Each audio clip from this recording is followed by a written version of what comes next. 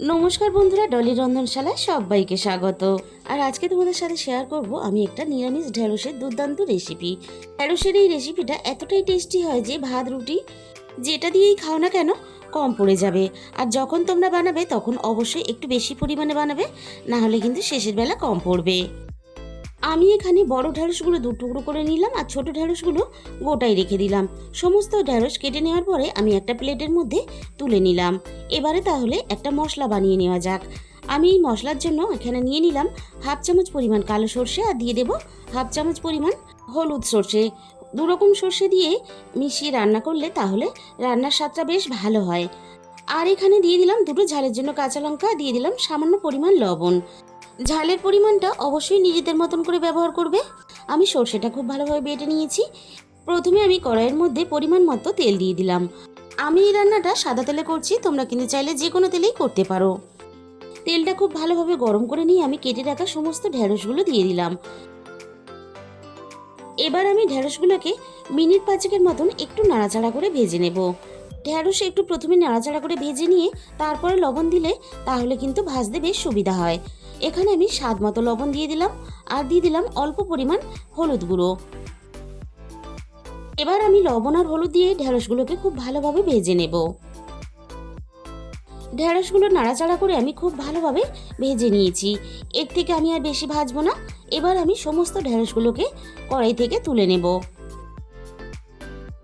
সমস্ত ঢেঁড়স কড়াই থেকে তুলে নেওয়ার পরে আমি ওই একই কড়াইয়ের মধ্যে দিয়ে দিলাম আরও একটু প্রয়োজন মতো তেল। তেলটা খুব ভালোভাবে গরম হতে ফোড়নে দিয়ে দিলাম অল্প একটু কালো জিরে আর দিয়ে দেবো এখানে একটা গোটা শুকনো লঙ্কা। এবার আমি ফোড়নটাকে কয়েক সেকেন্ড নাড়াচাড়া করে একটু ভেজে নেব। এবার আমি এখানে দিয়ে দিলাম একটা মাঝারি সাইজের টমেটো কুচি। টমেটোটাও ঠিক একইভাবে আমি কয়েক সেকেন্ড নাড়াচাড়া করে ফোড়নের সাথে একটু ভেজে নেব। এবার আমি টমেটোর মধ্যে দিয়ে দিলাম স্বাদ মতো লবণ। লবণ দিয়ে আমি টমেটোটাকে খুব ভালোভাবে নাড়াচাড়া করে ভেজে একেবারে নরম করে নেব। তাছাড়া এইভাবে টমেটোটা একটু ভেজে নিলে টমেটোর কাঁচা গন্ধটাও চলে যাবে। টমেটোটা বেশ নাড়াচাড়া করে ভেজে নেওয়ার পরে বেশ অনেকটাই নরম হয়ে গেছে। এবার আমি এখানে দিয়ে দেবো একে একে মশলাগুলো।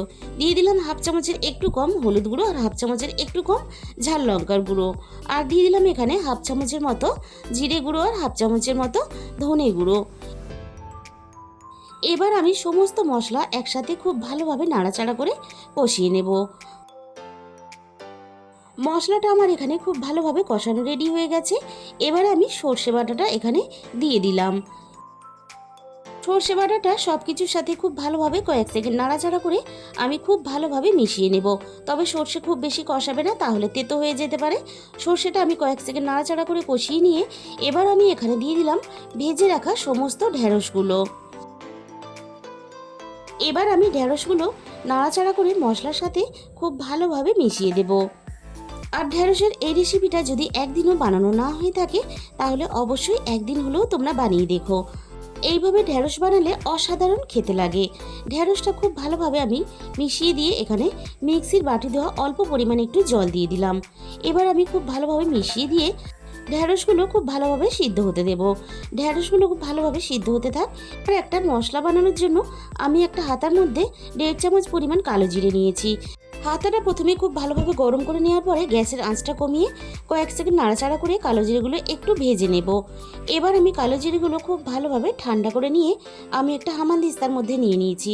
এবারে আমি কালো জিরেগুলো খুব ভালোভাবে একটু গুঁড়ো করে নেব। ঠিক এইভাবে একটু দানা দানা রেখে দেখো কালো জিরেগুলো আমি গুঁড়ো করে নিয়েছি। এদিকে আবারও আমি ঢেঁড়সগুলো একটু নাড়াচাড়া করে দিলাম আর দেখো গ্রেভিটা অনেকটা কমে এসেছে। এবার আমি দেখে নেব ঢেঁড়সগুলো সিদ্ধ হয়েছে কিনা। ঢেঁড়স এখানে খুব ভালোভাবে সিদ্ধ হয়ে গেছে।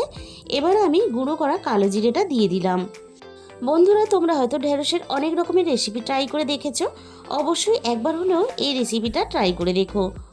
কালো জিরের গুঁড়োটা দিয়ে খুব ভালোভাবে নাড়াচাড়া করে মিশিয়ে নিলেই কিন্তু আমাদের রেডি হয়ে যাবে দারুণ একটা নিরামিষ ঢেঁড়সের রেসিপি।